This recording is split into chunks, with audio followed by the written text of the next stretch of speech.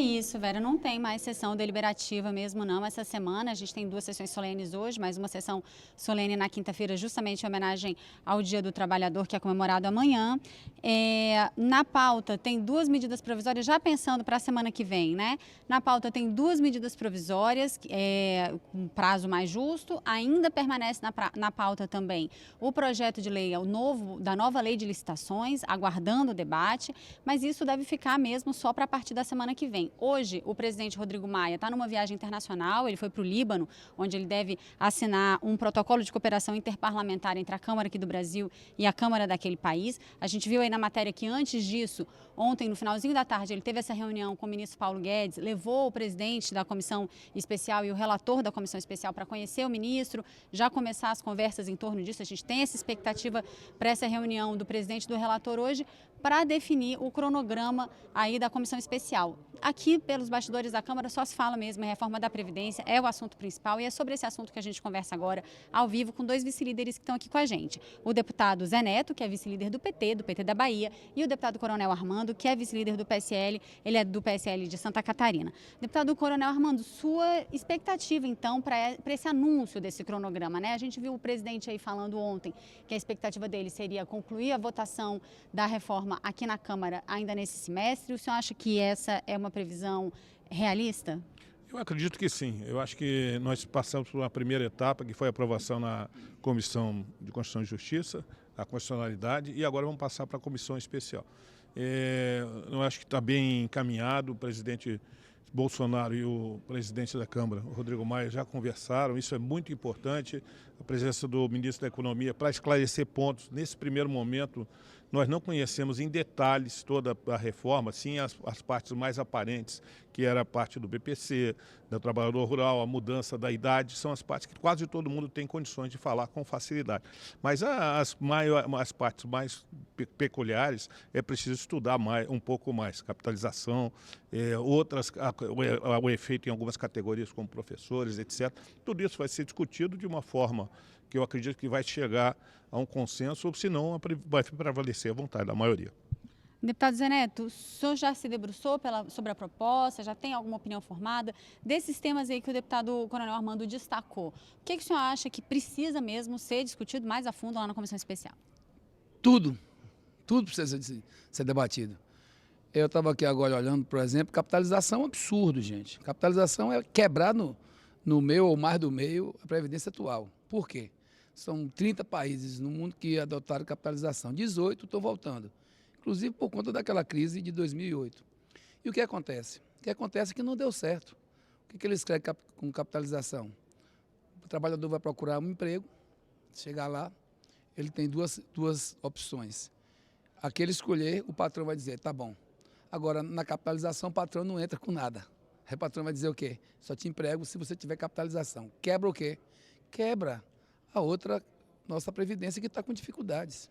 Para atender a quem? Atender os interesses financeiros de banqueiros. Todo mundo está sabendo. Isso aqui é um joguinho do senhor Paulo Guedes para fazer com que o Brasil caia de vez na mão do mercado financeiro internacional. Essa Previdência, como está aí, não serve. Isso não é uma reforma de Previdência. Isso é a destruição da Previdência. Isso que está aí posto é uma reforma fiscal, que cria ainda mais dificuldade para o brasileiro. Agora há pouco eu vi na televisão de vocês falando sobre imposto progressivo e imposto regressivo. Quer dizer, a gente tem que pensar numa situação de Brasil progressiva, ou seja, que os ricos paguem mais, previdência, que os ricos paguem mais impostos e que os pobres, esses sejam respeitados. E a situação que nós estamos vendo nessa previdência, quer dizer, vendo vírgula, vendo pouco, porque o próprio coronel colocou que a partir de agora que vamos trabalhar, nosso companheiro aqui, que é um grande parlamentar, agora que nós vamos trabalhar para ter mais informação. Não chegou nada, os estudos não estão postos para que a gente possa dissipar, para que nós possamos dissecar toda essa matéria. Eu não acredito que vote esse ano. Como está com essa situação nebulosa e, aos poucos, o povo brasileiro, até o mercado brasileiro nacional vai entendendo que não é possível você tirar 1 trilhão e 100 bilhões do mercado e achar que vem para Brasília. Quer dizer, é o inverso do que diziam. Mais Brasília, menos Brasil. E olha, só desse 1,1 trilhão, 836 bilhões é para sair do BPC e para sair do regime geral de pessoas que ganham até 3, 4 salários mínimos, que ninguém economiza. Quem ganha esse valor de salário não vai economizar, vai consumir. Imagina, sai do mercado, vem para Brasília, o que é que fica no mercado? Claro, um vazio, uma desaceleração econômica muito grande, aumentando o desemprego, acabando com as economias dos municípios e estados e criando mais fragilidade ainda no tecido social do nosso país. É uma pressão grande, né, deputado, a aprovação dessa reforma que tem impacto lá na ponta, nas pessoas, todo mundo paga aí a sua previdência, todo trabalhador. Como é que está a negociação política aqui dentro? Qual que é a condição política de construção aí de um acordo para aprovação de alguma parte dessa reforma, pelo menos? Já se pensa nisso? Porque também, de fato, existe um déficit e há uma necessidade de fazer alguma coisa a respeito, ou não? Bom, Carol, primeiro, antes de eu responder, eu vou dizer que eu gostaria de responder ao deputado José Rocha, que não é bem assim. Essa é a visão que ele tem da reforma da Previdência. A Previdência vai reduzir, José Neto, desculpa, deputado, vai reduzir a cobrança de quem paga menos e cobrar mais de quem ganha mais. Então, eu acho que isso vai mostrar uma justiça. Nós temos uma visão contrária em relação à economia. Eu, como vice-líder, e o líder, nós recebemos visita de pessoas ligadas ao sistema financeiro que dizem que estão aguardando estabilizar a situação do Brasil para investimento. Independente de que for, o Brasil precisa ter investimentos para gerar renda e gerar com isso empregos. Isso é essencial para o governo e para o nosso país. O emprego é o que todo cidadão quer. O cidadão não quer esmola, o cidadão quer emprego. Eu acho que isso mostra a honra do cidadão. Com relação às medidas que estão sendo tomadas, eu acho que há sim um trabalho de conscientização e de harmonização aqui dentro da Câmara. O presidente da comissão especial, Marcelo Ramos, ele é uma pessoa bastante equilibrada, e o Samuel Moreira, o relator, também, e vão conduzir a sessão, as sessões de forma que haja um amplo debate. E, a par disso, o governo, pelo presidente Bolsonaro, o Ministério da Economia, os seus líderes aqui vão atuar de forma que haja uma maior harmonia, buscando maior apoio, claro que sabendo que pode haver algumas alterações na proposta do governo, e outros setores, e a própria comunicação do governo com a população vai ser maior e o cidadão vai entender melhor a necessidade da reforma da Previdência. Deputado Zé Neto, tem uma parte da oposição que esteja se dedicando à ideia de tentar negociar alguma coisa possível, ou a posição de vocês, de modo geral, é dizer que essa reforma, enfim, que nada deve ser feito? Olha, nós somos contra a reforma. Agora, obviamente, que é o parlamento, que coisas que vão ser debatidas, nós vamos participar dos debates e vamos dizer o que pensamos. E vamos mostrar números e vamos tratar com tranquilidade esse tema, que é um tema que diz respeito à vida das pessoas.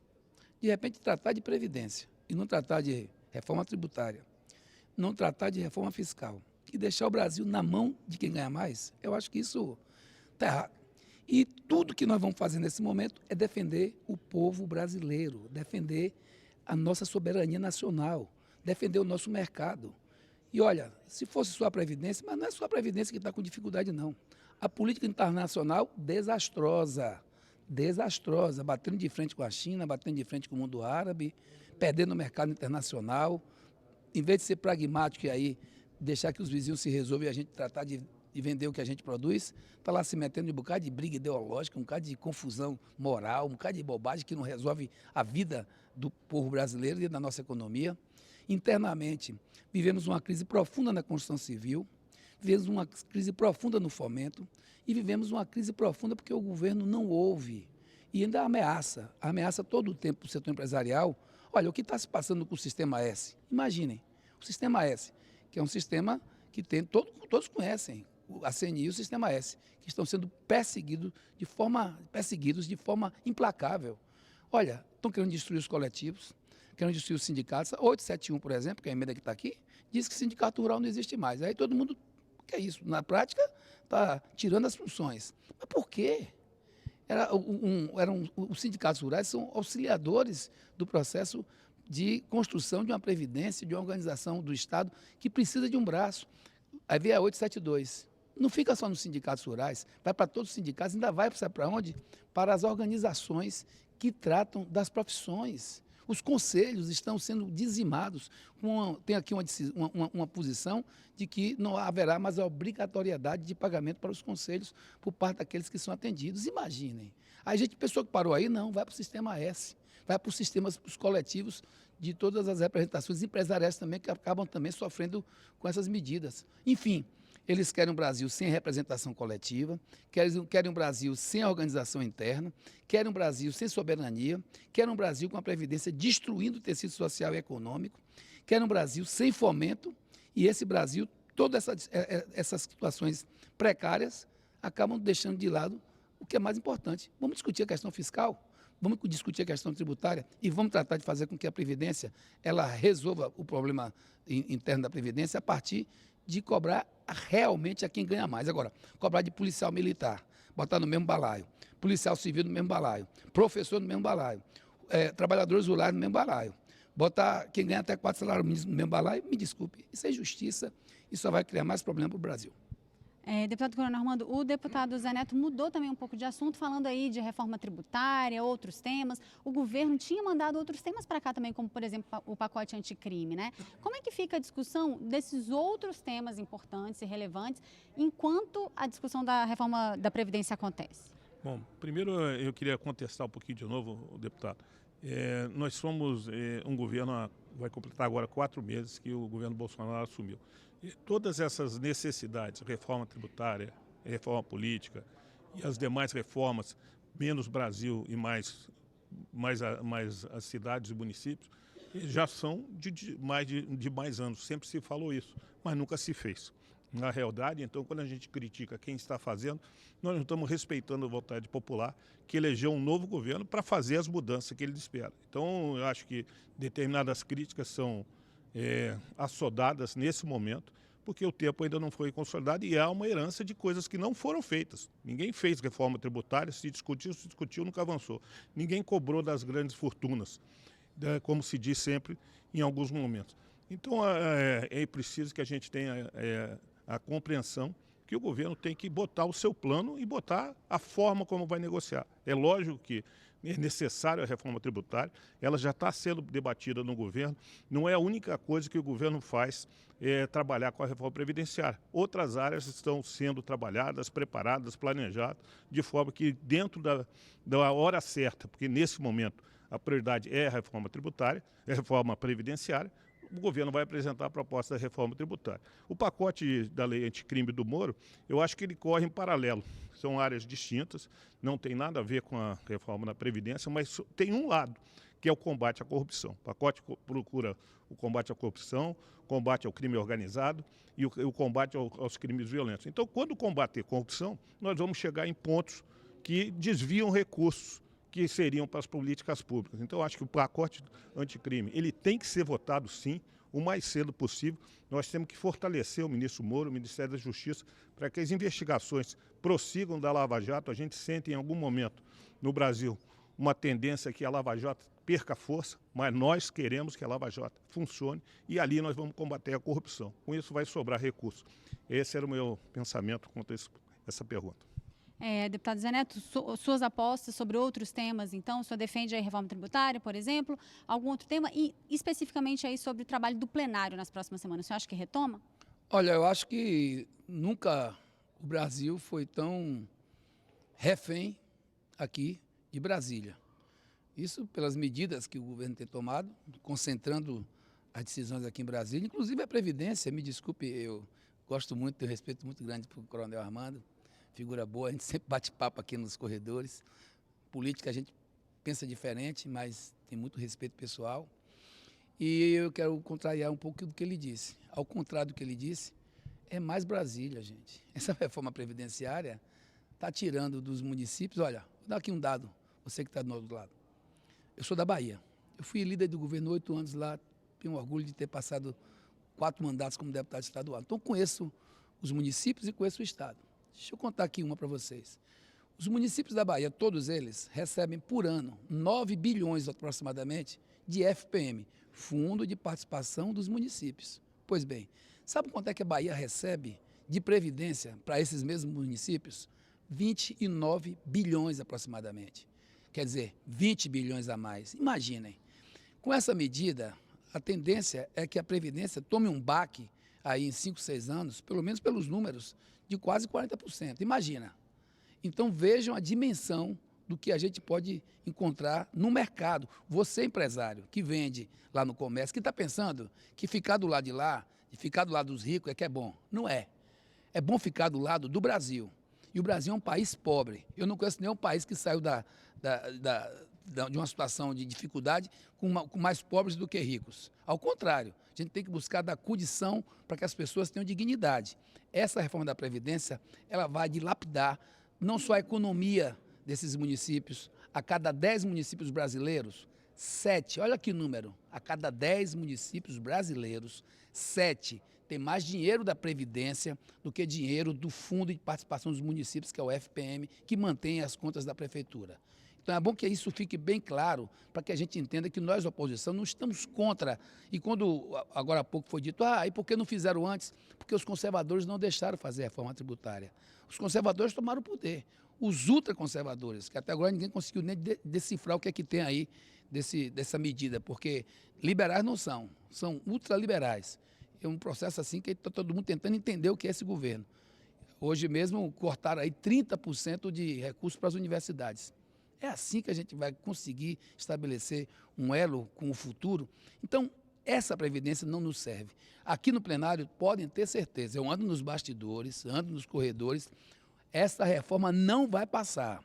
E se não tiver medidas que possam, evidentemente, dar condição da gente enxergar um tecido econômico que possa ser mais justo com os mais pobres, com os municípios, com os estados que estão passando dificuldade, tenho certeza que não vai passar. E a gente vai ter que encontrar saídas aqui e podem crer, saídas passam por mexer com o mercado financeiro, por mexer com parte tributária, por mexer com os marcos do petróleo, com a Lei Candir, com as grandes dívidas de INSS que estão aí postas, enfim, tem caminho, vamos seguir agora com conteúdo, pé no chão e responsabilidade com o Brasil. Muita discussão ainda deve acontecer em torno dessa reforma. Deputado Zé Neto, deputado Coronel Armando, obrigada mais uma vez pela participação de vocês. A gente volta ao estúdio com a Vera.